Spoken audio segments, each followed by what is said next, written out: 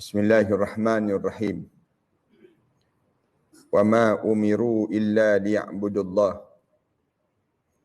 mukhlishina lahuddin hunafa'a wa yuqimus salah wa yu'tuz zakah wa zalika ad-dinul qayyimah.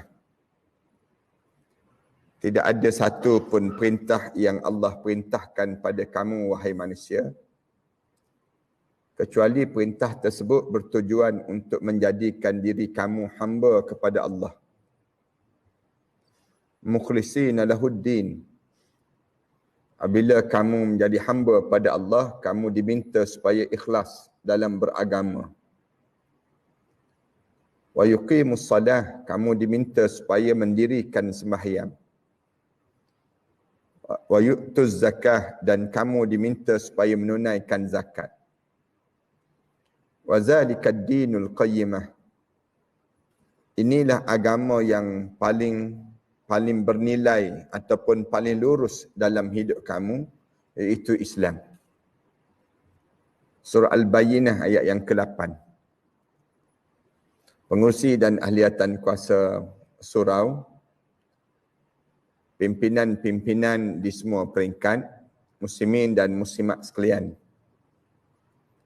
Pertamanya, marilah sama-sama kita mengaturkan rasa syukur yang tak terhingga kita kepada Allah di atas nikmat panjangnya umur kita ini. Di saat mana kita berada dalam tempoh yang sedang berkecamuk lagi suasana yang disebut dengan pandemik yang kita sedang lalui ini. Hari ini jumlah meningkat kembali.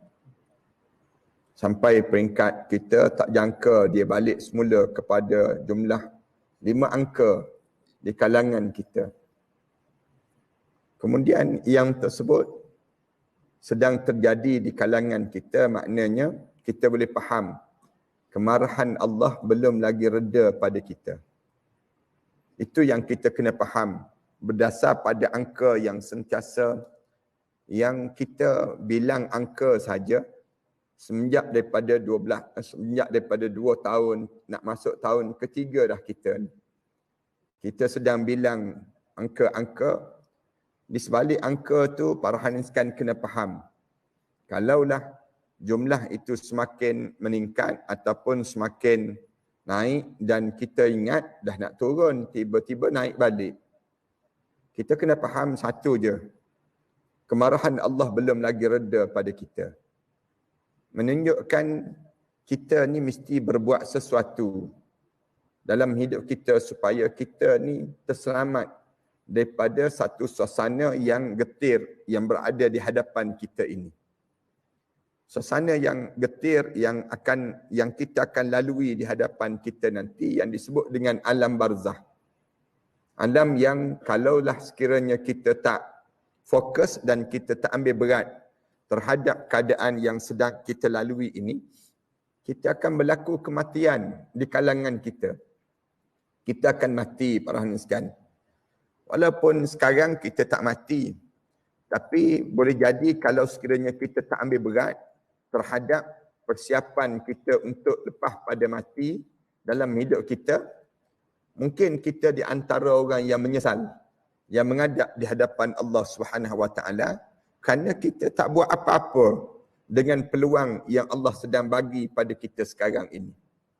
Peluang yang Allah bagi pada kita ni, kita kena rasa syukur kepada Allah. Syukur kerana apa dia? Kerana tak pernah dalam sejarah negara kita ni Allah matikan manusia seramai 32,000 lebih nyawa yang mati disebabkan pandemik ini. Dalam diri kita jangan sangka perkara yang biasa-biasa, jangan. 32,000 ni satu jumlah yang tak pernah terfikir dalam pemikiran kita. Seluruh dunia dekat dengan 5.7 juta dah manusia yang mati. Yang seluruh dunia yang mati kerana pandemik ini saja. Manakala di negara kita dah lebih pada 32,000 nyawa yang mati. Jumlah setiap hari mati kerana disebabkan yang disebut dengan COVID-19 ini. Syukurnya pada Allah, dalam jumlah yang mati itu nama kita tak tertulis. Ini di antara benda yang kita kena sentiasa sebut Alhamdulillah, Alhamdulillah. Kalaulah nama kita tertulislah dan kita termasuk dalam jumlah itu, saya tak boleh nak bayang malam ni di antara malam-malam gembira ataupun malam duka cita yang sedang kita lalui. Yang kita kena faham, dia bukan biasa-biasa pada diri kita. Yang kita jangan anggap ini satu benda yang biasa yang sedang terjadi dalam hidup kita. Oleh kerana lama sangat dah orang kita melalui yang disebut dengan ujian ini. Tak pernahlah Allah jadikan ujian sepanjang dan selama ini. Yang kita lalui ujian. Tapi orang yang tabah, dia akan semakin dekat dengan Allah. Bila dia tabah dalam berhadapan dengan ujian ini. Orang yang dalam hidup dia tak rasa apa-apa pun ini ujian Allah. Dia akan semakin keras hati dia. Ini akan terjadi demikian. Fatala alaihimul amalu faqasat qulubuhum. Semakin panjang umur dia, fatala alaihimul amadu faqasat qulubuhum. Semakin panjang masa dia hidup, semakin keras hati dia dan semakin jauh dia dengan Allah Subhanahu Wa Taala. Para hadirin sekalian, saya memulakan pertemuan pada malam ini ni dengan saya sebut yang ni terlebih dahulu. Supaya kita kena nampak bahawa kita ni sedang diberi peluang oleh Allah. Allah sedang bagi peluang yang besar dalam hidup. Yang disebut dalam hadis Rasulullah, hayataka qabla mautik. Hidup kamu sebelum kamu dimatikan oleh Allah. Ni benda yang kita kena rasa syukur. Sekarang ni bukan sekadar syukur, tetapi kita kena bertambah lagi amal ibadah kita. Lebih-lebih lagi lah rasa syukur kita ni kerana Allah bagi peluang pada kita masuki bulan Rejab. Bulan yang sedang kita lalui saat ini. Dah masuk dalam bulan Rejab ini. Kalau kita baca dalam hadis Rasulullah sallallahu alaihi wasallam, Rasulullah sendiri bila masuk saja dalam bulan Rejab, Rasulullah akan berbeza daripada bulan-bulan lain. Tak sama dengan bulan-bulan lain. Kalau kita hidup zaman Rasulullah sallallahu alaihi wasallam, kita boleh tengok bagaimana cerianya wajah Rasulullah saat ini. Sukanya Rasulullah kerana diberi peluang untuk masuki bulan Rejab. Kenapa suka Rasulullah dengan masuki bulan Rejab ini? Kerana mustajabnya doa kita pada tahun lepas. Allah mustajab doa kita dalam bulan Ramadan pada tahun yang lepas. Di mana tahun lepas kita berdoa, ya Allah, bagilah peluang untuk aku masuki lagi tahun akan datang. Bulan Rejab dan bulan Sya'ban serta bulan Ramadan. Ini doa kita tahun lepas lah. Saya tak tahulah tuan-tuan doa ke tak doa. Tapi saya berdoa supaya Allah bagi lagi peluang ini untuk masuk dalam bulan Rejab, bulan Sya'ban dan bulan Ramadan.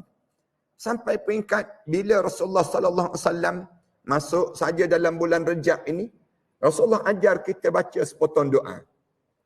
Doa yang terulang. Rasulullah baca. Doa apa dia? Bila masuk dalam 3 bulan ini. Rasulullah mula baca. Allahumma barik li bi syahri Rejab. Wa barik li bi syahri Sya'ban. Wa ballighni bi syahri Ramadan. Ya Allah, berkatilah aku dengan bulan Rejab ini. Ya Allah, berkatilah aku dengan bulan Sya'ban ini. Ya Allah, panjangkanlah umur aku, ya Allah, agar aku berjaya masuki bulan Ramadan yang akan datang nanti, ya Allah. Ini doa Rasulullah. Rasulullah baca doa, ya Allah, kalau ditakdirkan aku matilah, giliran aku matilah pada tahun ini. Aku ni disenarai antara orang yang akan mati pada tahun ini.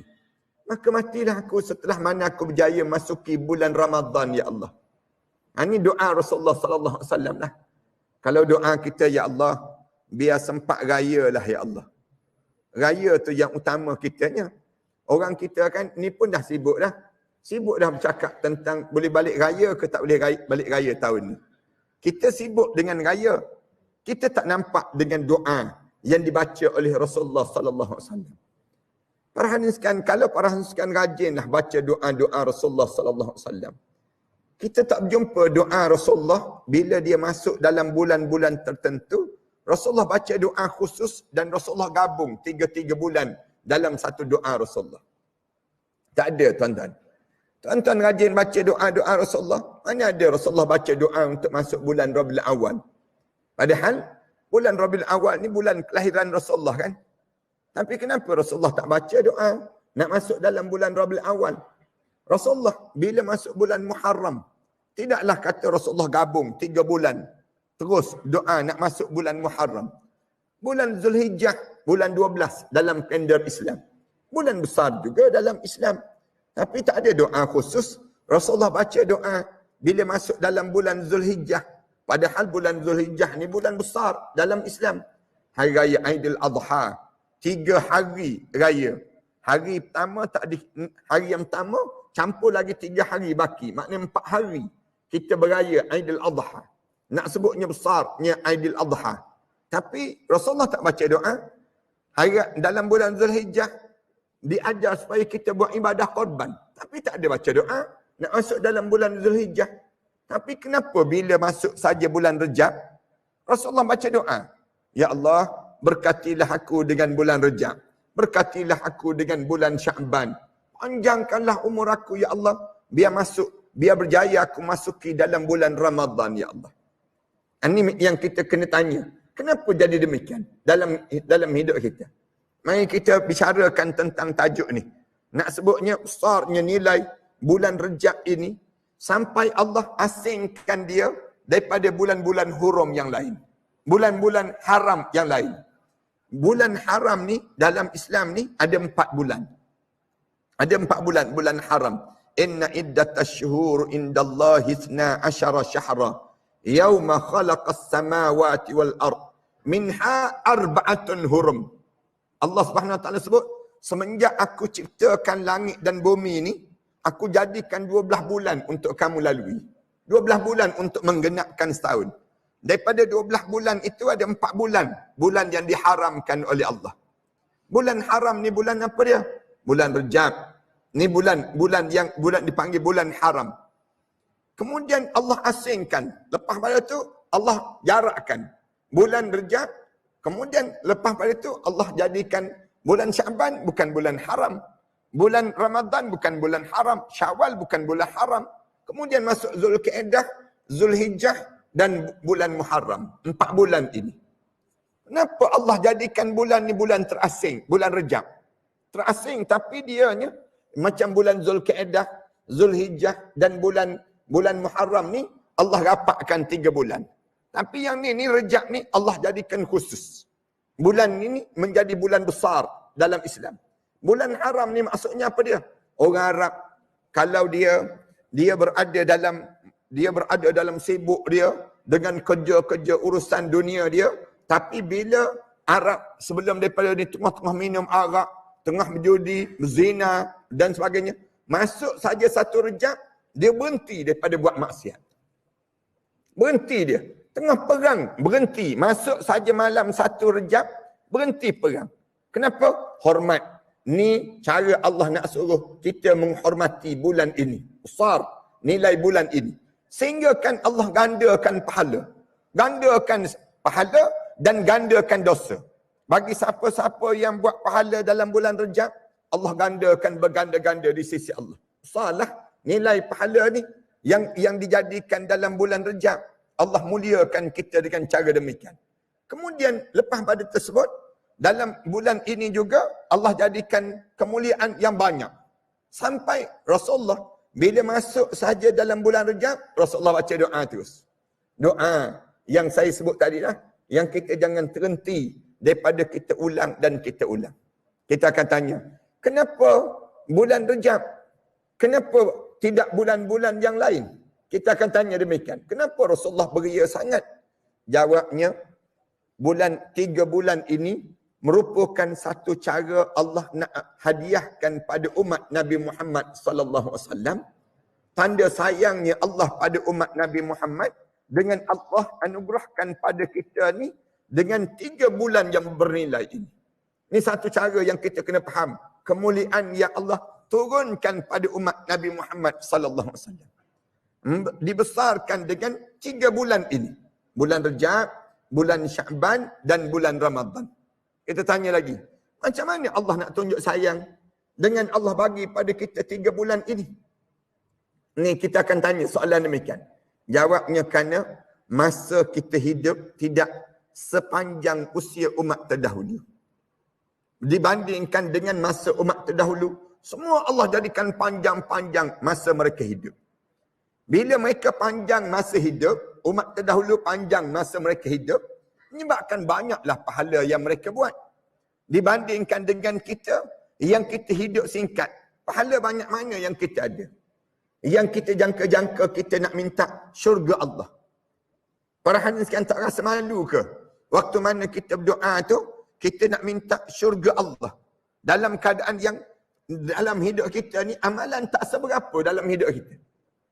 Duit ada lebih kurang RM50, RM60 je, duit kita. Tapi berdiri depan hotel 5 bintang. Nak masuk hotel 5 bintang. Nak masuk 1 malam pun tak layak, dia panggil.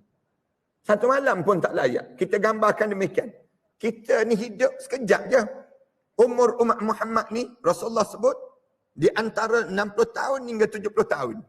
A'maru ummati baina 60 wa 70. Umur umat aku di antara 60 tahun hingga 70 tahun. Umat-umat terdahulu, Allah jadikan ratusan tahun dan ribuan tahun mereka hidup. Nabi Nuh AS. Tuan-tuan baca dalam kitab kan, bagaimana Nabi Nuh umur dia panjang, dia berdakwah sampai 950 tahun. Panjangnya umur Nabi Nuh AS. Baca dalam kitab, Nabi Adam AS sampai 1000 tahun lebih umur dia hidup. Kita baca dalam kitab, Nabi-Nabi dahulu semua Allah jadikan ratusan dan ribuan tahun umur mereka hidup. Nabi Ibrahim AS. Nabi Ibrahim AS dalam kitab Sabilul Idkar wal Idbar disebut, Nabi Ibrahim AS dia mula akil balik pada usia 120 tahun. 120 tahun baru mula akil balik. Kita ni 120 tahun tinggal batu nisan dah tak kena gaya. Nabi-Nabi dahulu Allah jadikan panjang-panjang masa mereka hidup. Datang pada kita 60 tahun je. 60 tahun je ni pun, amalan apa yang kita ada? Cuba kita kira malam ni sikit. Malam ni daripada 60 tahun, katakanlah kita boleh hidup sampai 70 tahun lah. 70 tahun lah kita boleh hidup ni. Mudah-mudahan Allah panjangkan umur kita insya-Allah. Sampai 70 tahun. 70 tahun kita hidup ni, cuba kita tolak masa-masa yang kita tak ada amal ibadah. 15 tahun yang terawal. Sewaktu mana kita belum akil balik. Waktu tersebut, kita tak ada amalan yang terbaik kan. Masa tu dah terbuang 15 tahun. Tinggal 55 tahun. 55 tahun tolak pula. Masa kita makan, masa kita berjalan, masa kita borak, masa kita tidur malam cukup. Kira tidur malam. Tiap-tiap malam kita tidur di antara 6 jam hingga 8 jam setiap malam. Masa ni kita tak ada ibadah kan? Kita tak ibadah, kita sedang tidur. Cuba kira dengan 70 tahun kita hidup. Agak-agak berapa lama kita sedang tidur? Ulama-ulama kira, kita sedang tidur selama 22 tahun. 22 tahun kita sedang tidur. Tu baru kira tidur malam, baru tak campur lagi dengan tidur dalam majlis ilmu dipanggil. Kalau campur dengan tidur dalam majlis ilmu, 30 tahun, 70 tahun terus. Dalam hidup kita ni, masa kita terbuang begitu saja. Tinggal baki berapa? Adalah 20 tahun, 30 tahun lagi baki. Yang betul-betul kita buat amal ibadah pada Allah. Tuan-tuan tak rasa malu ke dengan Allah? Nak minta syurga Allah. Allah, dia nak tunjuk sayang pada umat Muhammad. Allah jadikan bulan Ramadan. Allah sediakan pada kita bulan Ramadan. Bulan Ramadan ni, Allah jadikan dalam bulan Ramadan, satu malam yang bernilai khairum min alfi syahr. Satu malam yang lebih baik daripada 1000 bulan yang lain. Allah jadikan demikian. Satu, bila masuk bulan Rejab, nampak terus malam Al-Qadr. Nampak terus malam Al-Qadr. Malam ni mesti kita dapat. Allah sengaja sembunyikan. Di antara 1 Ramadan sampai 30 Ramadan, kita mesti dapat malam Al-Qadr. Kenapa malam Al-Qadr? khairan min alfi syahr. Malam je lebih baik daripada 1000 bulan yang lain. Sama dengan 82 tahun kita hidup. Malam tu bermula daripada maghrib. Berakhir bila? Berakhir dengan waktu subuh. Berakhir dengan subuh. Kita boleh buat malam tu, katakanlah kita baca Quran. 82 tahun kita sedang baca Quran. Malam tu kalau kita minta ampun pada Allah, 82 tahun sedang minta ampun pada Allah. Malam tu kalau kita derma, 82 tahun kita sedang menderma. Nak sebutnya demikian. Buatnya malam tu kita balik kampung, 82 tahun balik kampung. Nak sebutnya malam tu kita sedang buat apa dia? Malam-malam Ramadan menjadi besar. Dalam hidup ini. Bayangkan dalam hidup kita, kita dapat 10 kali je malam Al-Qadr sepanjang kita hidup. 10 kali je. Daripada 70 tahun kita hidup, 10 kali je kita dapat. 10 kali je dalam hidup kita dapat malam Al-Qadr yang kita betul-betul jaga amal ibadah kita. Sama dengan 820 tahun kita sedang beribadah pada Allah. Hidup singkat tapi pahala kita jadi banyak. Cara Allah nak tunjuk sayang pada umat Muhammad sallallahu alaihi wasallam. Nak gambarkan pada kita bernilainya hidup kita. Kalau Allah bagi pada kita, kita faham betul-betul konsep ini, konsep yang besar ini, kita dapat 20 kali je dalam hidup kita lagi. Maknanya, Ramadan ni jangan terlepas pada kita ni. Jangan terlepas malam Al-Qadr. Sepanjang daripada malam-malam Ramadan, mesti dianggap malam Al-Qadr. Mesti dianggap malam Al-Qadr. Jangan tunggu malam 27, jangan tunggu malam 25, ataupun 29, jangan. Tetapi sepanjang bulan Ramadan ni, Allah sembunyikan malam. Kamu cari sehari je. Kita dapat 20 kali je dalam hidup kita ni yang disebut dengan malam Al-Qadr. Bersamaan dengan 1660 tahun lebih, 40 tahun lebih hidup kita dalam keadaan kita ni sedang beribadah kepada Allah Subhanahu Wa Taala. Sayang Allah pada umat Muhammad. Nabi Muhammad sallallahu alaihi wasallam ini, Allah bila dia nak masukkan kita dalam bulan Ramadan, Allah jadikan dahulu 2 bulan bersiap untuk memasuki bulan Ramadan. Allah jadikan bulan Rejab, Allah jadikan bulan Sya'ban. Bulan Rejab dan bulan Sya'ban ni bulan bersiap untuk memasuki bulan Ramadan. Kita kena faham, ni bulan latihan awal. Kerana Ramadan ni bulan perlumbaan. Kita kena tanam demikian dalam pemikiran kita. Aku masuk Ramadan, aku mesti berlumba dapat syurga Allah. Aku mesti dapat syurga Allah. Kita kena nampak begitu.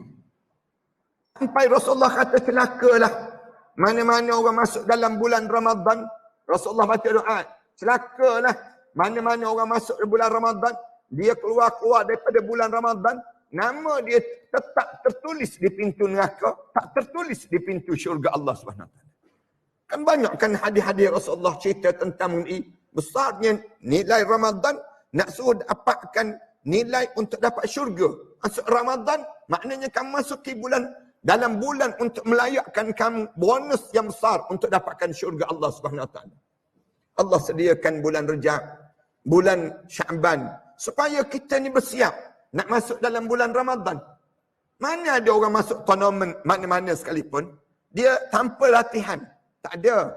Semua masuk pertandingan mana-mana, mesti ada latihan. Mesti ada persiapan. Kerana kita nak masuk pertandingan. Nak masuk pertandingan. Ramadan ni bulan pertandingan. Kita kena latih dahulu. Allah suruh latih dahulu. Orang yang tak pernah baca Quran, tolong baca Quran dalam bulan Rejab dan bulan Sya'ban. Supaya bila masuk dalam bulan Ramadan, kena Tok Imam baca panjang-panjang dalam bulan Ramadan. Dia tak terkejut sangat dengan bacaan Quran yang dibaca oleh imam dalam bulan Ramadan nanti. Tak adalah dia nak marah Pak Imam. Sambil semayang tu nak marah. Pak Imam ni nak mampus sungguh. Baca pula panjang-panjang. Inna a'tayna je Pak Imam. Kenapa? Kerana dia tak ada latihan. Orang yang tak ada latihan. Orang yang tak pernah derma. Tolong derma dalam bulan Rejab dan bulan Sya'ban. Supaya bila masuk bulan Ramadan, banyak derma-derma yang diperlukan. Bulan yang menghimpun segala kebaikan yang ada di atas dunia ini untuk dibawa ke akhirat Allah. Orang yang tak pernah puasa, tolong puasa bulan Rejab dan bulan Sya'ban. Supaya bila masuk dalam bulan Ramadan, Dia tak terkejut sangat dengan puasa yang sederet sepanjang 30 hari dalam bulan Ramadan. Latihan kan dalam hidup kita. Orang yang tak pernah dalam hidup dia datang ke surau ke masjid, tolong datang ke surau ke masjid dalam bulan Rejab dan bulan Sya'ban. Supaya bila masuk dalam bulan Ramadan nanti, surau dan masjid tak berapa terkejut tengok muka dia.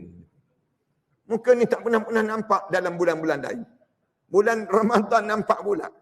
Saya jangka surau ni pun di antara surau terkejut juga ni. Masuk awal Ramadan penuh orang datang. Tak muat ni. Mesti AJK bingung nak letak kat mana jemaah. Sampai AJK pun tak semayang. Nak sebut kerana orang terlampau ramai sangat di awal Ramadan. Tengah-tengah Ramadan tinggal 2-3 saf dah. Hilang kejutan. Hujung Ramadan tinggal Tok Imam, Tok Bilal, Tok Siak, Tok Mudim je yang ada. Yang lain Ghaibul Ghuyub semua dah. Kenapa jadi demikian? Patutnya lagi hujung Ramadan, lagilah kita pecut. Kerana ni garisan penamat. Orang yang belum berlari kan, dia ada 3 pusingan. Kalau dia ada 3 pusingan. Pusingan pertama, kemudian dia lagi biasa-biasa je. Pusingan kedua, lagi dia pecut sikit. Pusingan ketiga, mesti dia pecut. Demikianlah Ramadan. Allah jadikan latihan. Demikian. Kita tanya lagi. Latihan apa sebenarnya Ustaz? Allah jadikan bulan Rejab, bulan Sya'ban dan bulan Ramadan. Alim ulama jawab, yang besar lagi. Supaya kamu tak terkejut. Dalam hidup kamu. Allah jadikan bulan Rejab, bulan Sya'ban dan bulan Ramadan. Supaya kamu berlatih diri kamu, menyiapkan diri kamu. Supaya kamu tak terkejut bila dipanggil menghadap di hadapan Allah. Jangan ada seorang pun di kalangan kita yang bila keluar daripada bulan Ramadan sampai ajal dia terkejut menghadap di hadapan Allah. Mati dia. Mati.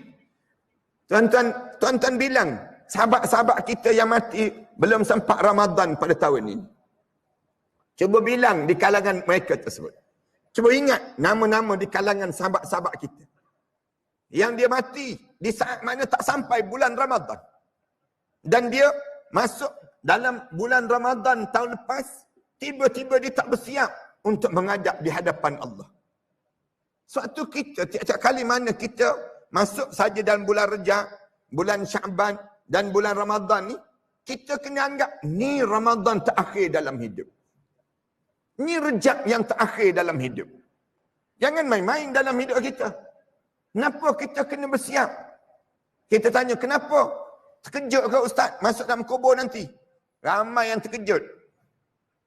Tuan-tuan, kita yang hidup ni pun terkejut kan? Kawan-kawan kita mati. Kawan-kawan kita muda-muda lagi mati. Kena COVID mati. Baca Facebook tu tiap-tiap hari. Hari-hari. Sekarang ni, buka je. Innalillah, innalillah, innalillah. Muda-muda lagi mati. Kawan-kawan kita yang rapat ni mati. Waktu mana mati kawan kita ni, semalam kita bercakap elok-elok dengan dia. Malam kita berjanji dengan dia. Kita sebut, besok kita akan pergi makan roti canai bersama. Besok kita akan pergi jogging bersama. Besok kita akan buat kerja macam ni bersama. Bangun-bangun pagi, tengok telefon, berdering-dering telefon masuk, WhatsApp masuk, semua masuk. Kita tengok, innalillah, innalillah, innalillah. Kejut kita baca. Kenapa? Siapa mati? Kita buka, tengok-tengok sahabat kita yang kita berjanji semalam. Isteri dia bertalu-talu bagi tahu kepada kita yang suami dia telah menghadap di hadapan Allah. Kita terkejut kan? Dia mati. Allah mati, kita sebut. Kita rasa terkejut. Yang mati itu lagi terkejut. Yang mati itu lagi terkejut. Mati aku, disebut. Nak sebut mati-mati ini mengejutkan. Kafa bil mauti wa'izan. Rasulullah sebut, memadailah kematian itu satu benda yang mengejutkan dalam hidup kamu. Bila jadi demikian? Bila kita tak ambil panduan terhadap 3 bulan ini. Bulan Rejab, bulan Sya'ban dan bulan Ramadan. 3 bulan ini, Allah nak suruh kita persiapkan diri kita. Bukan bersiap untuk berhari raya saja. Hari raya itu lambang bagaimana kegembiraan kita hari pertama kita dalam kubur nanti. Tuan-tuan kena faham demikian. Kenapa Allah jadikan hari raya? Hari raya yang kita sambut ni, Waktu mana tuan-tuan nak sambut nanti, begitulah kalian akan gembira saat mana kalian berada dalam kubur nanti. Satu, menyambut hari raya jangan buat maksiat. Apakah dalam kubur nanti kita akan berbuat maksiat pada Allah? Gambaran kegembiraan kita hari raya tersebut, begitulah kegembiraan kita waktu mana kita menghadap di hadapan Allah sebagai seorang mukmin. Hari raya kita bukan sama dengan hari raya Cina. Jangan kita anggap hari raya kita sama dengan hari raya Taipusam, hari raya Christmas dan sebagainya. Hari raya Aidilfitri, Allah sebut Aidilfitri, kembali pada fitrah. Balik pada fitrah. Eid ni maknanya balik. Fitrah bila kita balik? Hari kita pertama dalam kubur. Hari mesti jadi bersih. Sebagaimana kita lahir dalam keadaan bersih. Dan Rasulullah sebut demikian kan? Kullu mauludin yuladu alal fitrah. Semua yang lahir ni, anak-anak yang lahir keluar daripada perut ibu ni, semua dalam keadaan bersih, fitrah. Tak ada dosa. Hari kita menghadap depan Allah, mesti tak ada dosa. Hari apa? Hari raya. Hari raya yang kita sambut di dunia ini, melambangkan, begitulah kita dalam kubur nanti. Dalam keadaan kita menghadap depan Allah. Ni kepahaman di kalangan orang-orang alim dan orang saleh. Lalu Allah jadikan 3 bulan ini, bulan kita bersiap untuk nak buat apa ya? Untuk kita menyambut kegembiraan saat mana kita dipanggil menghadap di hadapan Allah Subhanahu wa taala nanti. Ini benda yang paling utama dalam kehidupan kita sebagai seorang yang saleh. Supaya apa dia? Supaya kita betul-betul gembira dalam kubur nanti. Bermula pada mana? Bermula bulan Rejab.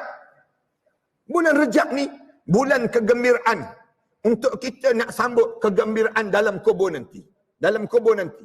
Macam mana Allah jadikan bulan Rejab dengan bulan kegembiraan sehingga kan Allah jadikan bulan ini bulan hurum, bulan haram.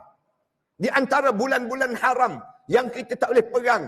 Orang-orang yang saleh sentiasa meningkatkan amalan kesalehan mereka. Sampai nak sebutnya besarnya nilai bulan Rejab ini. Allah jadikan terasing di antara bulan-bulan yang lain tadi. Nak sebut bulan hurum yang lain. Dengan tujuan nak suruh kitanya ambil kesempatan bulan Rejab ini. Ulama-ulama tanya lagi. Kesempatan apa yang kita perlu ambil supaya kita sebelum kita dipanggil menghadap depan Allah? Kesempatan meyakini hidup terhadap Islam. Kerana ramai orang kita, dia tak nampak bagaimana keyakinan hidup dia terhadap Islam. Ini satu benda yang paling teruk yang sedang dialami krisis di kalangan kita pada saat ini. Krisis keyakinan terhadap Islam. Orang kita tak yakin. Yang besar tak yakin kepada perintah Allah. Tak yakin dengan hidup dengan perintah Allah. Ini yang sedang berlaku. Proses keyakinan ini berlaku kepada siapa? Nabi Muhammad sallallahu alaihi wasallam.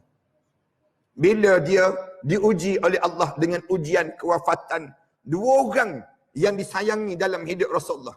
Iaitu Abu Talib dan juga Khadijah binti Khuwailid. Kan digelarkan Am Huzn, tahun duka cita dalam hidup Rasulullah.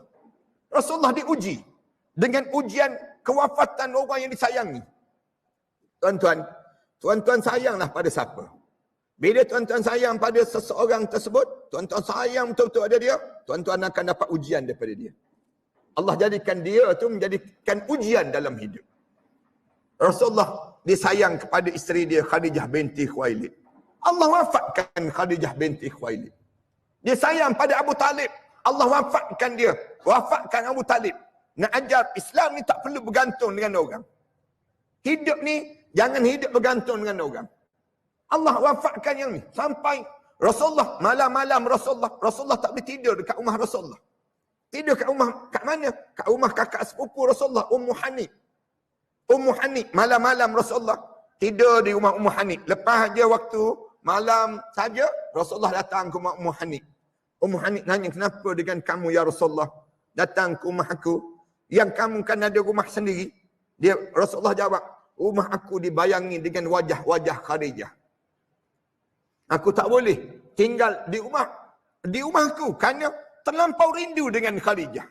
Dia membayangi keadaan itu. Allah, dia nak suruh hidup ini jangan nampak keyakinan hidup dengan manusia lagi. Allah jadikan peristiwa dalam bulan Rejab ini yang disebut dengan Isra wal Mi'raj. Isra Mi'raj ini satu program yang disusun oleh Allah khusus kepada Nabi Muhammad sallallahu alaihi wasallam dan khusus kepada umat Nabi Muhammad sallallahu alaihi wasallam. Dengan tujuan apa dia? Untuk mengembalikan keyakinan hidup terhadap Islam. Satu peristiwa yang kharijul adah, keluar daripada pemikiran kebiasaan manusia. Allah buat satu perjalanan yang nak gambarkan perjalanan itu, perjalanan yang kalau fikir dengan logik akal, tak logik peristiwa ini boleh terjadi. Tak logik. Tapi Rasulullah sallallahu alaihi wasallam mengajar pada kita, kamu jangan guna logik lagi. Dengan Islam ni, jangan guna logik.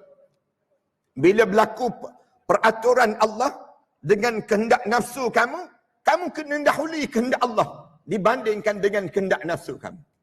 Ini kena faham dalam hidup kita. Kerana ramai di kalangan kita, bila bertembung di antara kehendak nafsu dengan kehendak Allah, didahului kehendak nafsu. Yang ini bahaya.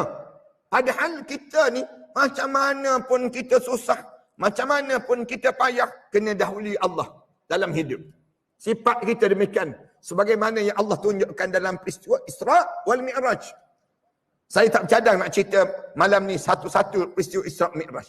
Tetapi tuan-tuan boleh bayangkan betapa besarnya Isra Mi'raj ini, sehingga kan Allah jadikan dia merupakan mukjizat kedua terbesar dalam hidup Rasulullah sallallahu alaihi wasallam selepas mana Al-Quran. Al-Quran ni yang ada ni mukjizat yang pertama yang terbesar yang Allah bagi kepada umat Nabi Muhammad sallallahu alaihi wasallam. Yang kita merasai sekarang. Yang kedua, Isra Mi'raj. Alim ulama kata, kalau Al-Quran pun kamu tak faham, Isra Mi'raj pun kamu tak faham, benda apa yang kamu faham dalam hidup kamu? Allah dia nak suruh kita kuat keyakinan hidup dengan Islam. Allah jadikan pada kita ni dua perkara ni. Nak suruh kita yakin dalam Islam. Dalam hidup kita terhadap perintah Allah dalam hidup ini. Allah nak suruh kita semayang. Allah suruh kita tutup aurat. Allah suruh kita ni buat perkara yang berzakat. Macam-macam gaya ni. Nak suruh kita boleh faham. Bila kamu faham betul-betul, kamu akan letakkan keyakinan hidup kamu hanyalah dengan Islam. Kamu tak akan terima selain daripada Islam dalam hidup kamu. Ini benda yang penting. Kerana orang kita sekarang ni, dia bercampur. Islam sikit, nasionalis sikit. Islam sikit, sekularis sikit. Islam sikit, pragmatis sikit. Ism yang sedang dimasukkan dalam hidup mereka. Yang ni salah, tuan-tuan. Tuan-tuan jangan terlibat. Kalau tuan-tuan terlibat dengan nasionalis, tuan-tuan terlibat dengan sekularis, tuan-tuan terlibat dengan ism ciptaan manusia, habis agama yang ada pada diri kita. Islam dia tak boleh bercampur dalam hidup kita. Wa may yabtaghil islami dinan falan yuqbala min. Siapa yang cari sebagai selain daripada Islam sebagai way of life dia, cara hidup dia, falan yuqbala min, dia tidak akan diterima di sisi Allah. Wa huwa fil akhirati minal khasirin. Di akhirat nanti dia termasuk di kalangan orang yang rugi. Masuk dalam kubur je, nasionalis tak boleh tolong kita, tuan-tuan. Masuk dalam kubur je, sekularis tak boleh tolong kita. Pragmatis tak boleh tolong kita. Ism ciptaan manusia tak boleh tolong kita. Yang boleh tolong kita hanyalah Islam. Tapi orang Islam sendiri tak yakin dengan Islam. Allah jadikan Isra Mi'raj dalam bulan Rejab ini. Supaya apa dia? Supaya kamu mesti fahami Isra Mi'raj. Kerana apa dia? Kalau kamu tak faham Isra Mi'raj nanti, kamu akan ada orang yang masuk dalam bulan Ramadan, dia puasa tapi dia tak tutup aurat. Dia puasa tapi dia masih lagi dalam keadaan yang dia puasa tapi dia tak solat. Dia puasa tapi dia akan berlaku dalam bulan Ramadan nanti orang yang puasa tapi dia berkekalan dengan maksiat dia. Kenapa dia? Dia berkekalan dengan fahaman dia dalam keadaan demikian. Kenapa dia? Kerana dia tak faham tentang Isra Mi'raj. Isra Mi'raj ini besar. Untuk apa dia? Untuk kamu masuk dalam kubur nanti dalam keadaan kamu penuh dengan keyakinan hidup dengan Islam. Tuan-tuan yakin, tuan-tuan? Kalau tuan-tuan mati selain daripada Islam, tuan-tuan tak akan selamat. Allah dah pesan dah dalam Quran.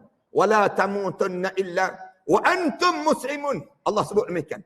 Jangan biarkan diri kamu mati kecuali saat mana kamu mati, kamu benar-benar Islam. Siapa yang boleh menyelamatkan kita Islam dalam dada kita? Siapa yang boleh menyelamatkan dalam dada kita ini? Kecuali kita sendiri yang mesti menyelamatkan Islam yang dalam dada kita. Dengan kita betul-betul memahami tentang bulan Rejab yang Allah jadikan pada kita ini. Di antara benda yang paling besar dalam bulan Rejab ni, Isra' Mi'raj. Kerana apa dia? Bukan zaman kita je. Kan zaman Rasulullah dahulu pun berlaku dah manusia yang muzabzabina baina zalik. Manusia yang teragak-agak. Betul ke tak betul Isra' Mi'raj ini? Bukan zaman kita je. Kan bila Rasulullah balik daripada Isra' Mi'raj, Rasulullah termenung. Rasulullah cerita pada Ummu Hani. Ummu Hani tanya, kenapa Rasulullah pagi macam ni dah termenung dah? Rasulullah cerita, semalam aku diisra'kan, semalam aku dimi'rajkan. Rasulullah sebut demikian. Ummu Hani ni kakak sepupu dia dengar Rasulullah cerita tu. Ummu Hani pesan tu kepada Rasulullah, jangan cerita pada orang, jangan cerita. Nanti kalau orang tahu saja cerita ni, kamu nak cerita pun kamu cerita pada orang yang percaya betul-betul pada kamu. Kamu cerita Rasulullah. Rasulullah diam je, tak dengar pun yang disebut oleh Ummu Hani. Tiba-tiba datang Abu Lahab. Lalu saja tengok Rasulullah termenung je, Abu Lahab tegur terus Rasulullah, Muhammad, termenung je pagi-pagi ni, ada cerita baru ke? Dia tanya demikian. Rasulullah jawab terus, ya, ada cerita baru. Cerita apa? Katanya Abu Lahab.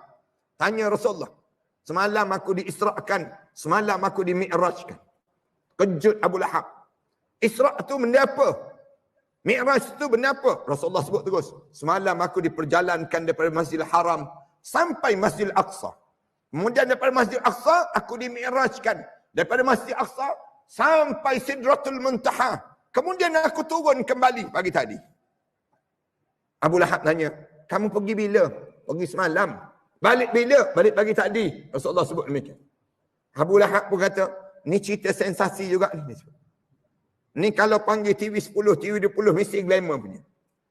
Ni zaman tu tak ada lagi dipanggil macam kita ni musim viral dia panggil. Kalau lah zaman tu Abu Lahab ni dia kata, Muhammad, cerita kamu ni memang pelik lah. Rasulullah kata tak apalah, pelik pun tak pelik pun, yang pentingnya aku telah diperjalankan oleh Allah SWT. Aku ditunjukkan semua. Ulama-ulama tanya, kenapa yang Rasulullah pagi lagi buat kuliah subuh untuk Abu Lahab? Dan tahu dah Abu Lahab ni kan lawan dia. Kenapa yang dia pergi cerita juga Isra' Mi'raj ini pada Abu Lahab? Yang peliknya, Abu Lahab ni pula, dia sebut ada Rasulullah, kamu jangan cerita lagi, aku akan panggil semua orang, mari dengar cerita daripada kamu. Abu Lahab pula bagi tauliah pada Rasulullah. Nak suruh dengar ceramah Rasulullah tentang Isra' Mi'raj. Kan kita kan pelik kan, kalau acang datang ketuk pintu rumah kita, bagi tahu, malam ni Ustaz Ahmad Dasuki datang nak cerita tentang Isra' Mi'raj, misal contoh. Pengsan orang kita sang negara. Macam mana orang yang bukan Islam tiba-tiba datang bagi tahu pada kita, nak suruh dengar cerita Isra' Mi'raj. Jangan pelik lah. Abu Lahab dah panggil orang ramai. Jumpa dengan Abu Bakar. Abu Lahab bagi tahu pada Abu Bakar, Abu Bakar, kamu percaya tak? Yang orang yang kamu sebut Rasulullah tu, dia bagi tahu semalam dia diisra'kan, semalam dia dimi'rajkan. Abu Bakar tanya balik Abu Lahab, macam mana cerita? Lalu dia cerita. Abu Bakar tanya lagi, siapa yang cerita? Rasulullah yang cerita. Abu Bakar jawab, sadaqta ya Rasulullah. Benar apa yang Rasulullah sebut. Nak sebutnya keimanan kan? Walaupun luar daripada logik akal. Gamam Abu Lahab tersebut. Kamu percaya? Kamu percaya? Katanya Abu Lahab, ginilah, marilah kita dengar bersama. Mari depan Rasulullah. Waktu mana datang duduk depan Rasulullah, Rasulullah cerita balik peristiwa yang berlaku. Satu. Malam ni saya tak bercadang nak cerita yang ni. Tuan-tuan boleh jemput orang. Malam ni kalau nak cerita sampai pagi besok tak habis dia panggil. Nak cerita yang ni. Saya ingat, saya kecil-kecil dahulu, bila masuk bulan Rejab, di kampung saya dahulu, masuk bulan Rejab, 15 hari cerita Isra'. 15 hari yang terakhir dalam bulan Rejab, cerita tentang Mi'raj. Tiap-tiap malam. Baca kitab. Seorang guru yang tua, orang alim, dia mengajar di kampung saya tu. Allah yarham dah dia. Nak sebutnya, Dia mengajar 15 hari cerita Isra'. 15 hari cerita Mi'raj. Habis je cerita Isra' Mi'raj, sembelih lembu seekor. Sukanya, gembiranya kerana dia faham terhadap cerita Isra' Mi'raj. Malam ni tak tahulah ada lembu ke tak lembu malam ni. Malam ni kalau ada bihun pun satu rahmat dah. Nak sebutnya kita ni, nak gambarkan tentang suasana bagaimana. Kalau tuan-tuan pergi ke Indonesia sekarang ni pun masih lagi begitu. Ada di kawasan di Indonesia saya dipahamkan, orang di sana bila masuk bulan Rejab je mereka membesarkan bulan Rejab ini. Cerita tentang Isra', malam-malam cerita tentang Isra', gambarkan hebatnya. Ini bukan cerita biasa, tetapi cerita yang luar biasa yang disebut oleh Allah dengan kalimah Subhanalladzi asra bi'abdihi lailan minal masjidil harami ilal masjidil aqsa alladzi barakna haulahu linuriyahu min ayatina innahu huwas samiul basir. Allah guna kalimah maha suci kamu ya Allah. Subhana, maha suci kamu ya Allah. Maknanya kamu tepis segala tanggapan manusia yang menanggap bahawa ini cerita dongeng, ini cerita palsu. Tak, kamu kena letakkan keyakinan pada setiap jiwa manusia yang inilah keyakinan hidup kamu sampai dibawa mati menghadap di hadapan Allah Subhanahu wa taala. Ini kepahaman yang kena faham di kalangan kita demikian. Bila Rasulullah cerita je demikian Isra' Mi'raj ni depan orang kafir sebut, bangun orang kafir, kazzabta ya Muhammad, pembohong kamu Muhammad. Cerita dongeng je disebut demikian. Betul ke kamu pergi ke Masjid Aqsa? Rasulullah kata betul, aku pergi. Rasulullah sebut, kalau betul kamu pergi Masjid Aqsa, kami ni dalam masa satu malam kami ni biasa pergi Muhammad. Kami nak tanya satu soalan. Kalau kamu boleh jawab, maknanya memang kamu pergi. Rasulullah kata tak. Rasulullah kata, kalau aku boleh jawab, kamu mesti beriman dengan apa yang aku sebut. Rasulullah sebut demikian. Nak. Rasulullah tak tahu soalan dia nak tanya apa dia. Rasulullah kata, kamu tanya. Tapi kalau aku boleh jawab, kamu mesti beriman dengan apa yang aku sebut. Dia kata, silakan. Dia kata, ya, kami akan beriman. Rasulullah sallallahu alaihi wasallam sebut tanya soalan. Tanya soalan. Mereka tanya soalan, Muhammad, kalau betul kamu pergi Masjid Aqsa tu, berapa biji tiang yang ada dalam Masjid Aqsa tersebut? Tanya soalan yang Rasulullah tak spot langsung dia tanya. Rasulullah tak jangka langsung kan? Soalan demikian. Macam saya tanya tuan-tuan. Tuan-tuan biasa ke datang ke surau Al-Aziz ni? Biasa Ustaz. Saya nak tanya satu soalan. Berapa biji lampu di atas kepala tuan-tuan? Tanya Tok Imam pun Tok Imam tak boleh jawab. Kan ramai pula duk bilang lampu lepas pada ni. Nak sebutnya bukan nak tanya tiang, nak tanya lampu je. Berapa biji lampu yang ada. Kita bukan kerja kita datang nak bilang lampu. Nak sebutnya tanya soalan. Tanya Rasulullah, berapa biji tiang yang ada? Allah 3G kan, Allah 5G kan. Besarkan, gambar, tunjuk tiang ni kat sini, tiang ni kat sini, tiang ni kat sini. Rasulullah jawab terus. Rasulullah jawab. Rasulullah kata, kalau kamu tak percaya lagi, ada satu kabilah yang akan sampai pada petang ni. Kabilah tu aku sempat minum air susu dengan kabilah tersebut. Dan unta yang berada di hadapan tu, kaki dia patah, sedang dibalut.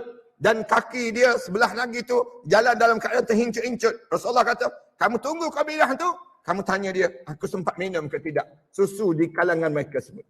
Mereka tunggu, kemudian kabilah tersebut, ya, sampai kabilah tu memang begitu yang disuruh oleh Rasulullah.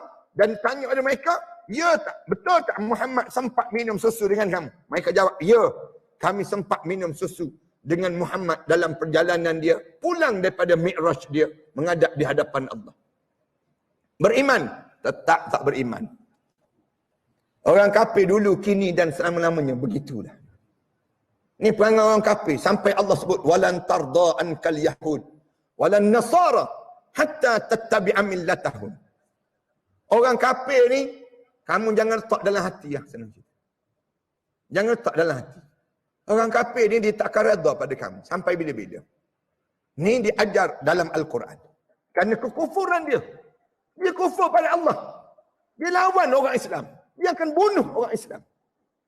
Ini bunuh. Maksud bunuh apa dia? Bunuh karakter kita. Bunuh reputasi kita. Dia bunuh nama baik kita. Mana akan dia bahkan bagi jalan demikian. Tapi yang pelik orang Islam kaya dengan orang kafir. Ada kepatut di kalangan kita demikian. Orang Islam tak percaya sama-sama orang Islam. Dia percaya dengan si kafir lagi. Dibandingkan dengan orang Islam. Logik tak logik? Dalam hidup kita. Tak percaya dengan orang-orang alim. Orang alim pun kita tak percaya. Ni nak sebutnya gambaran bagaimana di kalangan kita tak yakinnya dalam hidup. Bangun Sayyidina Abu Bakar dengan sahabat-sahabat. Jawab terus. Sadaqta ya Rasulullah. Benar apa yang berlaku pada kamu ya Rasulullah. Benar Rasulullah. Benar. Bila sebut benar-benar tersebut, sahabat-sahabat mula rasa keyakinan di kalangan mereka. Tapi sayang, ada orang yang goyah keyakinan mereka terhadap Islam. Bangun dia, Muhammad, dia sebut, sebelum daripada ini, kami beriman dengan Islam. Apa yang kamu bawa? Bila kamu bawa datang cerita ni, kami keluar daripada Islam. Keluar daripada Islam. Dalam kitab cerita, fataqa'asat ru'usi. Terkulai kepala Rasulullah. Allahu Akbar. Nak buat macam mana? Orang ni, macam kita kan, kita berdakwah ni, ada orang boleh terima, ada orang tak boleh terima. Dan zaman Rasulullah, walaupun Rasulullah ni rajulun amin, seorang lelaki yang paling beramanah. Tak adalah lelaki yang baik, tak pernah kacau anak dara orang, tak pernah merompak barang orang, digelar dengan kalimah yang terbaik.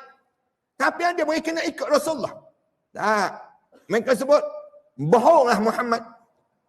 Bohonglah Muhammad. Kami keluar daripada Islam, disebut. Bila sebut keluar daripada Islam, Rasulullah diam. Dia kata, boleh balik semula daripada Islam. Boleh. Dengan cara, kamu buat dua perkara Muhammad. Buat dua perkara. Rasulullah kata apa dia? Yang pertama, kamu angkat kaki kanan kamu sebelah Muhammad. Kamu angkat kaki kanan sebelah tu Muhammad. Rasulullah angkat kaki kanan sebelah. Yang kedua Muhammad, kamu angkat kaki kiri kamu sebelah lagi. Angkat sebelah lagi. Tentu tak boleh terangkat dua-dua belah dalam satu masa. Tak percaya, cuba tuan-tuan buat nak tengok. Terangkat ke tak terangkat? Tak terangkatlah dua-dua belah dalam satu masa. Dia kata logik sikit Muhammad, logik. Logik sikit. Kalau dua belah pun kaki pun tak terangkat, macam mana kamu boleh naik sampai Sidratul Muntaha? Dia gunakan logik akal. Rasulullah, sebab tu saya sebut tadi, Islam ni jangan sandar pada kebijaksanaan kita, kecerdikan kita. Kerana kita ni ada benda yang kita cerdik, ada benda yang kita bodoh. Banyak bodoh daripada cerdik. Kena letak begitu pada diri kita. Yang mencerdikkan kita ni, lepas pada akal kita ni, Allah bagi yang waras ni, sampai Allah larang, jangan rosakkan akal. Sampai Allah haramkan minum arak. Haramkan yang disebut dengan apa dia, dadah, segala pil kuda, pil macam-macam gaya yang ada. Allah haramkan dengan tujuan apa dia? Jangan rosakkan akal kamu. Lalu Allah nak cerdikkan lagi hidup kita ni, Allah bagi sumber yang ketiga. Itu apa dia? Al-Quran dan hadis Rasulullah sallallahu alaihi wasallam. Ini sumber kecerdikan dalam hidup. Sebagai seorang mukmin, sampai Sayyidina Umar ajar, kalau hilang barang apa pun cari dalam Quran, dia berjumpa balik. Sehingga kan tali kasut, kalau hilang, cari dalam Quran, dia berjumpa tali kasut itu berada kat mana. Nak sebutnya hebatnya Al-Quran dalam kehidupan kita. Tapi bila guna logik akal, dia sebut demikian. Mana logik? Dua belah kaki pun tak boleh naik. Nak sampai Sidratul Muntaha. Dia sebut demikian. Rasulullah tanya balik, kamu nak suruh jelas ke tentang Isra' Mi'raj ini? Dia menjawab, ya. Jelaskan pada kami tentang, terangkan pada kami tentang Isra' Mi'raj ini.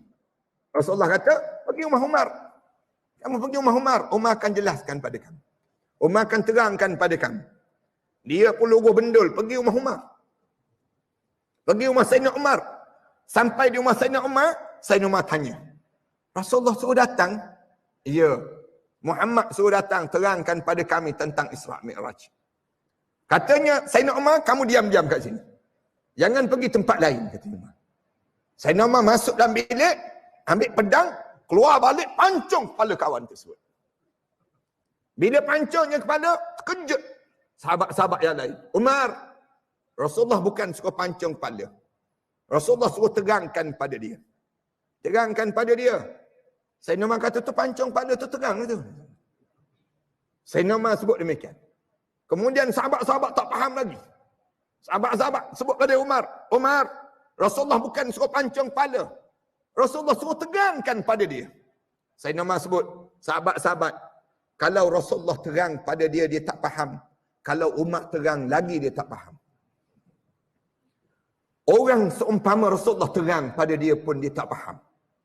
Orang yang macam Umar ni, nak terang pada dia lagi dia tak faham. Umar tak reti nak terang pada orang macam ni. Yang Umar reti terang je kepala orang. Kita ni Islam bila Umar. Ulama sebut demikian. Islam tanpa Umar. Kalau Sayyidina Umar ada, ramai orang kawasan ni kena pancung kepala. Nak sebutnya, gambaran kehidupan ini perlukan keyakinan. Keyakinan ini perlu dibawa sampai mati.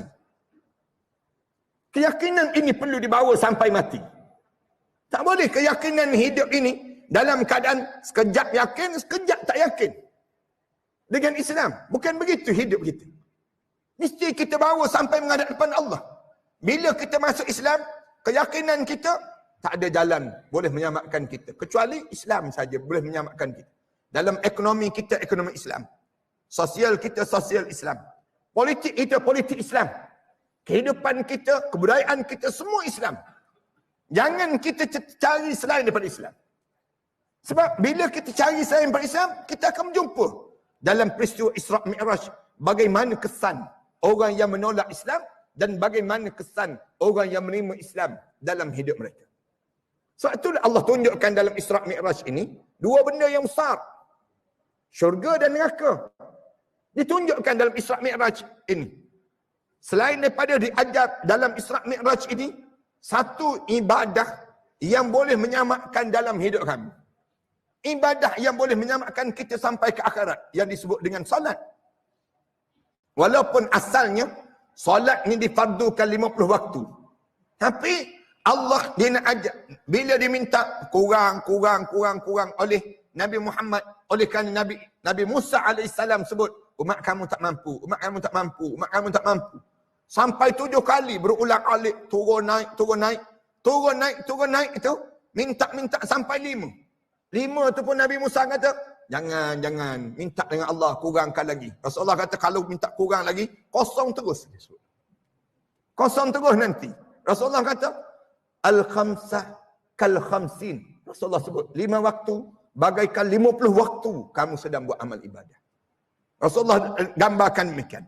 Nak gambarkan tentang besarnya nilai salat dalam hidup. Nak suruh apa dia? Ni simbol kejayaan. Sehingga kan tiap kali mana azan, mesti disebut hayya 'alas salah, hayya 'alal falah. Kenapa? Ni kejayaan dalam hidup. Kalau kamu tinggal solat, apa beza kamu dengan orang kafir yang tak beriman pada Allah? Apa beza?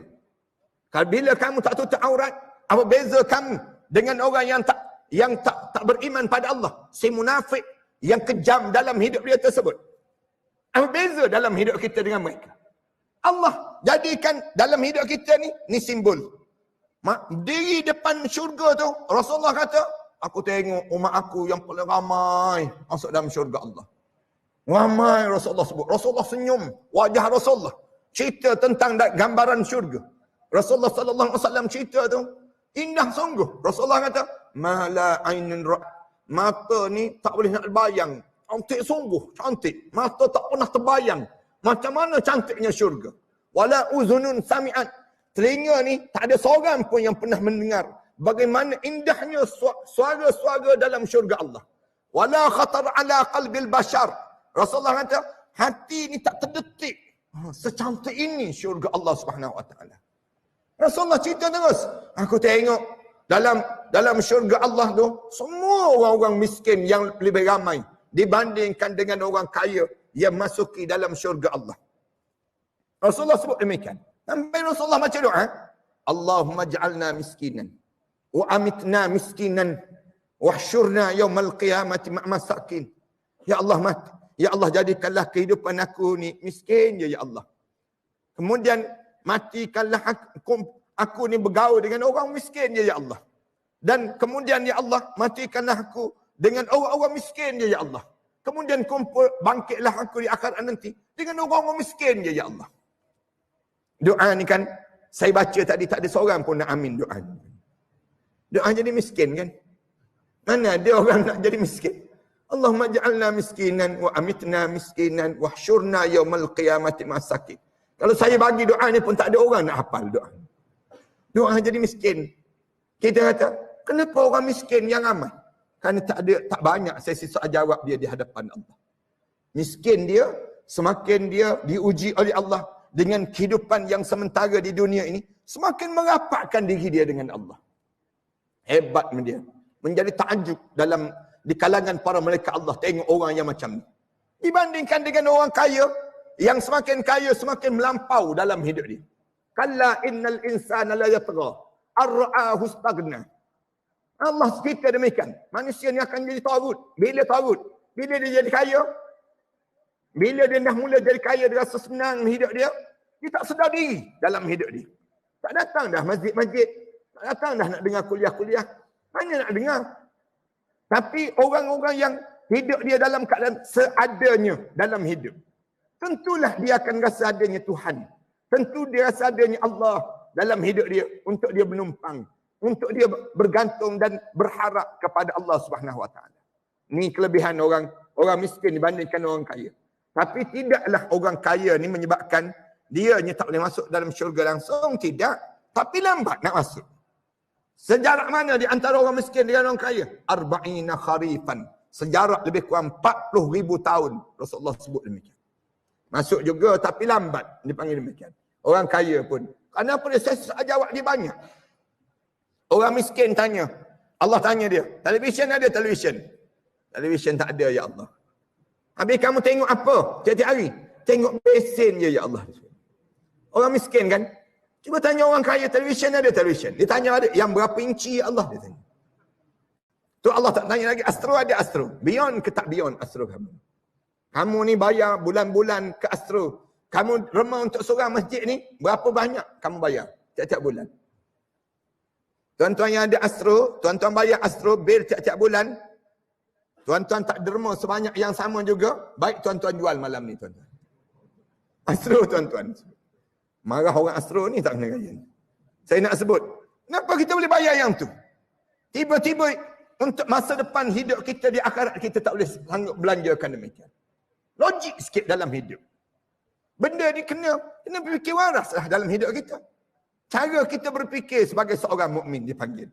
Rasulullah ditunjukkan demikian. Diri di hadapan neraka, Rasulullah nangis. Sampai basah janggut ni. Janggut Rasulullah. Dia tanya, kenapa Rasulullah?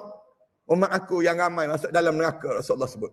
Di kalangan orang perempuan, katanya Rasulullah. Orang perempuan. Rasulullah menangis. Sampai Rasulullah cerita, ada lebih kurang 10 golongan wanita yang dihumban ke dalam neraka Allah. Di saat mana Rasulullah cerita tu, menangis teresak-esak Fatimatul Zahra, anak kesayangan Rasulullah sallallahu alaihi wasallam. 10 golongan ni saya harap supaya ayah-ayah, suami-suami tolong huraikan pada isteri dan pasangan hidup masing-masing. 10 golongan wanita yang malam ni tak sempat saya nak cerita yang 10 golongan wanita yang dihumban di dalam neraka Allah Subhanahu Wa Taala yang diceritakan dalam peristiwa Isra Mi'raj Rasulullah sallallahu alaihi wasallam. Dan banyak lagi dah. Kenapa orang perempuan? Kenapa tidak orang yang disebut dengan Rasulullah tak sebut orang lelaki khusus? Padahal orang perempuan ni orang yang paling senang masuk dalam syurga Allah. Tapi kenapa dia masuk dalam neraka Allah? Kerana dia tak jaga dua perkara yang besar.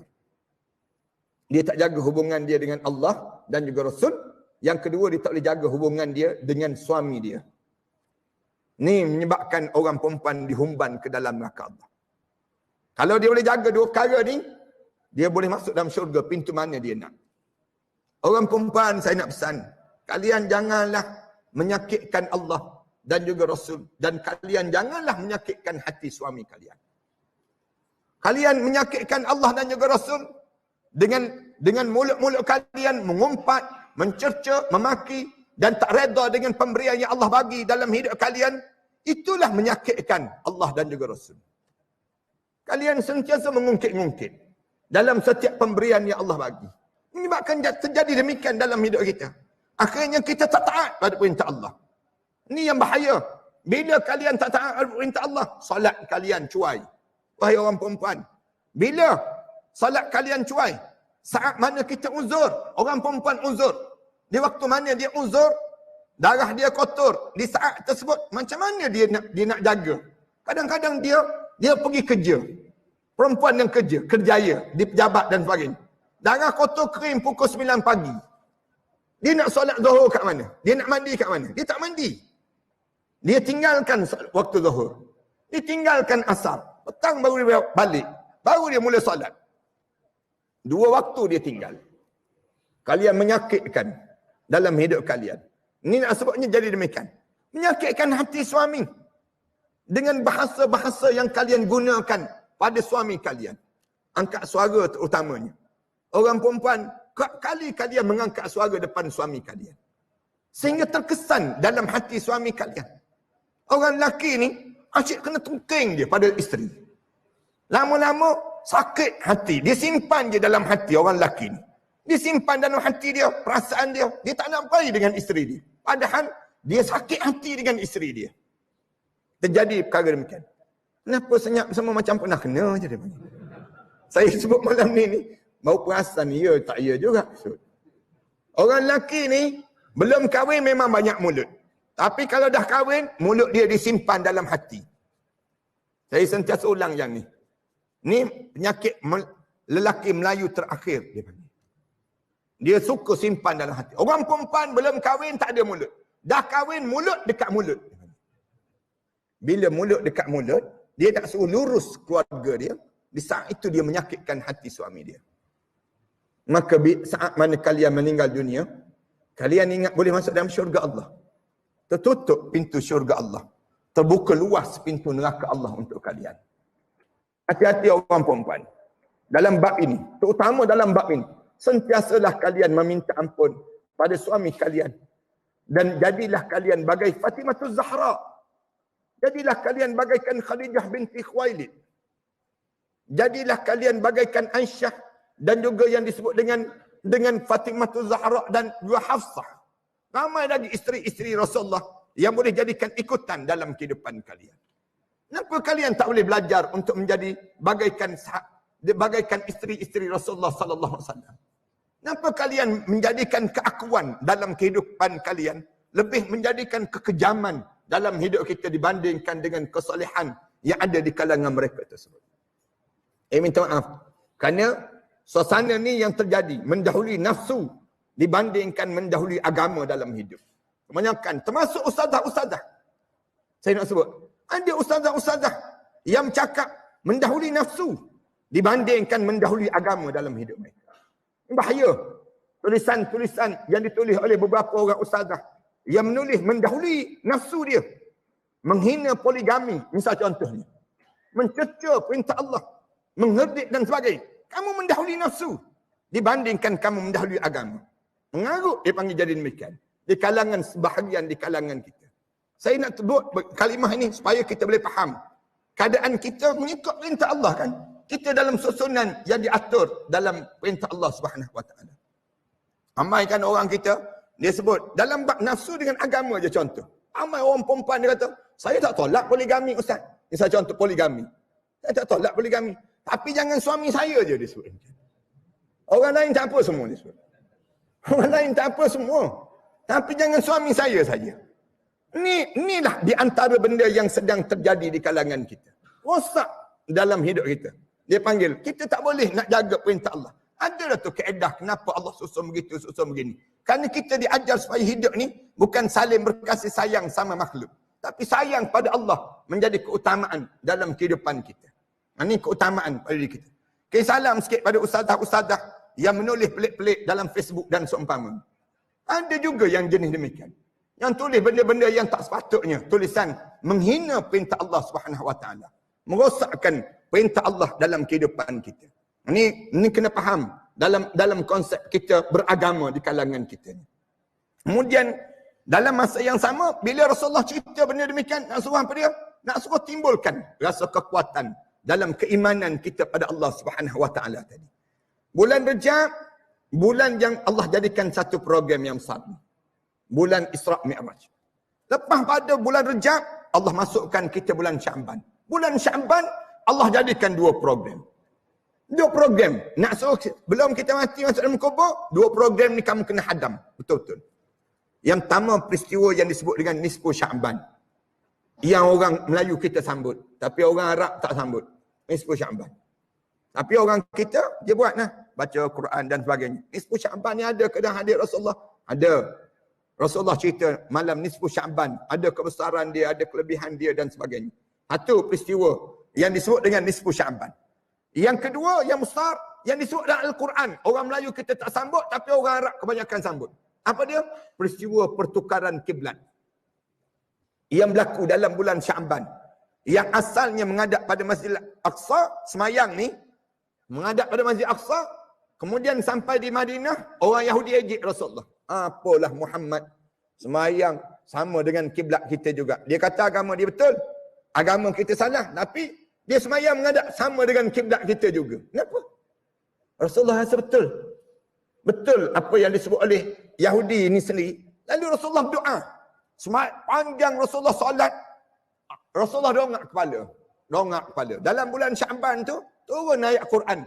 Qad nara taqalluba wajhika fis sama' falanwalliyannaka qiblatan tardaha fawalli wajhaka syatral masjidil haram. Muhammad, kami tengok muka kamu menadah ke langit mengharapkan ditukarkan kiblat. Mulai daripada sekarang ni, hadapkanlah muka kamu kepada Masjidil Haram dan tukarkanlah kiblat kamu tersebut daripada Masjid Aqsa pada Masjidil Haram. Rasulullah tengah semayang. Semayang Zuhur baru 2 rakaat semayang. Rasulullah berjalan semayang. Pusing. 2 rakaat menghadap pada Masjid Aqsa, 2 rakaat menghadap pada Masjidil Haram. Itulah semayang yang pertama dan terakhir boleh berjalan, tuan-tuan. Jangan pula masuk bulan Sya'ban ni semayang sambil berjalan juga kita. Orang tanya kenapa? Ambil sunnah bulan Sya'ban Ustaz. Jangan demikian. Nak sebutnya, tukaran kiblat ni benda yang besar. Yang diajar, insyaAllah. Panjang umur kita sambung dalam membicarakan tajuk bulan Sya'ban pula, insyaAllah. Malam ni cukuplah. Sejam lebih saya bercakap ni. Tuan-tuan dah betul tulang belakang. 7 kali dah saya kira ni. Malam ni saya pohon maaf kerana terpanjang sikit dan terkasar bahasa sikit. Dalam di kalangan perbincangan kita pada malam yang baik ini. Saya diminta untuk cakap tentang kisah-kisah bulan Rejab ini saja. InsyaAllah. Kalau tuan-tuan ada kelapangan, tuan-tuan jemput ustaz-ustaz lain pula. Jemput ramai lagi untuk kita belajar tentang kenapa Allah jadikan bulan Sya'ban untuk diri kita pula. Kita boleh faham terhadap besarnya nilai yang Allah jadikan untuk persiapan kita menghadap di hadapan Allah Subhanahu Wa Taala. Terima kasih sekali lagi. Mudah-mudahan semua yang hadir malam ni di kalangan ahli syurga Allah Subhanahu Wa Taala. Kita berjanji sama-sama kita malam ni, kita akan semua mesti berada dalam syurga Allah. Kalau ada seorang yang terhumban ke dalam neraka Allah yang hadir pada malam ni, berjanji sama-sama kita untuk kita tarik dan bagi syafaat pada mereka dengan kehadiran di kalangan kita pada malam yang baik ini, insyaAllah. Mudah-mudahan malam-malam ini menjadi malam-malam yang indah dalam hidup kita yang akan ditayang balik waktu mana kita menghadap di hadapan Allah nanti dan Allah masukkan kita di kalangan hamba Allah yang saleh. Terima kasih sekali lagi. Aku qouli hadza wa astaghfirullah li wa lakum. Wassalamualaikum warahmatullahi taala wabarakatuh. Jemaah sekalian, saya nak berkongsi sikit dengan jemaah. Saya sedang bangunkan ma'had tahfiz. Di belakang saya ni ada lebih kurang 6 buah sekolah tahfiz. Saya ambil anak-anak yatim, saya tanggung mereka menghafal Quran. Anak-anak yatim, orang susah, orang miskin dan sebagainya. Saya buat lebih kurang 6 buah tempat sekolah yang saya bangunkan. Di Jerantuk Pahang, kemudian saya bangunkan di Kelantan, saya bangunkan di Shah Alam, saya bangunkan di Kuala Terengganu, dan saya bangunkan juga di Pulau Langkawi. Kalau tuan-tuan pergi Pulau Langkawi, saya jemputlah datang ke sekolah saya di antara Gunung Mak Cincang dengan Gunung Raya tu. Ada satu sekolah tahfiz yang saya sedang bangunkan, sedang buat masjid sekarang di tempat tersebut. Di Kuala Terengganu pun sama juga. Kami sedang buat masjid juga di sana. Untuk nak bangunkan masjid di kawasan tanah seluas 8,5 ekar di kawasan tersebut. Di Pulau Langkawi, di atas tanah yang sempit dia kami dapat. Saya dapat dan kita beli separuh. Beli dan kita wakafkan untuk bangunan pada ma'had tahfiz ini sendiri. Tuan-tuan yang datang Langkawi tu, jangan makan ikan siakap je. Datanglah sama ke sekolah saya. Nak makan ikan siakap tu dekat je dengan kawasan sekolah saya tu. Yang harga 1,800 ke 1,500 tersebut. Kemudian dalam masa yang sama juga, saya menanggung mereka ni, pelajar-pelajar, bukan di sini je, termasuk di selatan Thailand. Di sini ni, kita perlu pada penajaan pelajar-pelajar. Kalau tuan-tuan nak taja anak-anak menghafal Quran ni, tuan-tuan boleh keluar nanti ada pegawai, ada 2-3 orang pegawai tersebut. Boleh ambil je beberapa profil pelajar-pelajar untuk kita nak tanggung. Mereka baca Quran untuk kita ataupun arwah ayah kita, arwah mak kita selama setahun dalam mereka menghafal Quran itu sendiri. Pahala banyak para hadirin sekalian. Saya nak sebut ni cara untuk kita meramaikan anak-anak kita, anak-anak angkat kita. Kita buka peluang untuk menjadikan anak-anak angkat di kalangan kita ini sendiri. Kalau tuan-tuan rasa payah, tuan-tuan tengok dalam yayasanannabawi.com. Tuan-tuan tengok dalam yayasanannabawi.com, tuan-tuan boleh tengok. Yayasan An-Nabawi ni kami bangunkan, saya sendirilah yang asaskan terhadap yayasan tadi. Kemudian Yayasan An-Nabawi ni, saya ambil sempena nama Nabi, Yayasan An-Nabawi. Alhamdulillah kita gerakkan Yayasan An-Nabawi pada tahun ni. Semua sekolah tu di bawah Yayasan An-Nabawi. Sebelum daripada ni kami namakan Matan Center. Tapi itu kami gerakkan program yang lain pula insya-Allah. Tapi Matan Center ni bangunkan masjid, bangunkan rumah-rumah Allah dan sebagainya. Yang tu gerakan yang kita gerakkan. Tapi Yayasan An-Nabawi ni fokus pada pendidikan, dakwah dan kebajikan di kalangan kita ni sendiri. Saya karang kitab-kitab ni tuan-tuan. Kitab bagaimana kita nak kesan, kita kena sihir, tak kena sihir dan sebagainya. Berapa buah kitab lagi dah? Ada lebih kurang 34 buah jenis kitab yang telah saya tulis dalam tulisan-tulisan saya. Tuan-tuan boleh dapatkan kitab-kitab tersebutlah kat luar nanti. Jadikan dia sebagai kekuatan ilmu dalam hidup kita. Supaya kita tahu dalam hidup kita ni bagaimana. Kemudian saya tolong di Selatan Thailand tu, pelajar asalnya 22 orang. Sekarang ada lebih kurang 600 lebih pelajar. Saya tolong mereka sebut tiap-tiap bulan hantar dana 30,000, 40,000 sebulan bagi membiayai mereka ini. Dalam keadaan demikian, macam mana cara saya buat? Saya suruh mereka bela lebah. Lebah tersebut hasilkan madu. Madu tersebut mereka hantar ke Shah Alam. Saya gunakan untuk perubatan Islam di Seksyen 8 Shah Alam tu. Saya gunakan orang yang kena sihir, saya kata minum air madu dan sebagainya. Yang kena penyakit macam-macam gaya ni, dalam tempoh-tempoh macam ni, cuba amalkan makan madu, minum air madu. Rasulullah pesan pada kita, alaikum bil asal. Biasakan hidup kamu dengan makan madu, kata Rasulullah. Ini satu cara yang Allah jadikan kebaikan di sudut madu tu sendiri. Madu tu kita buat amalan dalam hidup kita. Orang-orang yang sebelum daripada ni, dia siarkan supaya minum air Milo. Jadi kuat, jadi sihat. Minum air macam-macam gaya pada mereka ni sendiri. Tapi kitanya, orang Islam ni Rasulullah dah ajar dah. Minum air madu. Minum air safran. Safran saya dapatkan daripada Iran. Pun sama juga. Ini produk-produk kami lah yang kami keluarkan dengan tujuan untuk nak tambahkan lagi sumber pendapatan di kalangan kita ni sendiri. Tuan-tuan beli sambil dapat produk-produk tersebut. Tuan-tuan dalam masa yang sama juga membantu kami untuk bangunkan Ma'had Tahfiz yang sedang saya bangunkan ini. Kalau tuan-tuan tak boleh juga yang lain, tuan-tuan tolong ambil pamphlet je lah. Lepas pada ni, tolong ambil pamphlet ni. Ada nombor akaun sekolah saya. Tuan-tuan pergilah mana-mana bank, berdiri je depan mesin bank tu, semayang sunat istiqarah senang kita. Nak infak ke tak infak, nak derma ke tak derma. Mudah-mudahan dengan kita buat demikian tu, sampailah pahala untuk arwah-arwah ayah kita, arwah mak kita, lebih lagi dalam bulan-bulan yang sebegini insyaAllah. Bismillahirrahmanirrahim. Alhamdulillahirabbil alamin. Wassalatu wassalamu ala rasul amin wa ala alihi wa sahbihi ajma'in. Rabbana iftah bainana wa baina qaumina bil haqq wa anta khairul fatihin. Rabbana zalamna anfusana wa illam taghfir lana wa tarhamna lanakuna minal khasirin. Rabbana wa tub alaina innaka antat tawwabur rahim. Rabbana atina fid dunya hasanah wa fil akhirati hasanah wa qina adzabannar. Walhamdulillahirabbil alamin.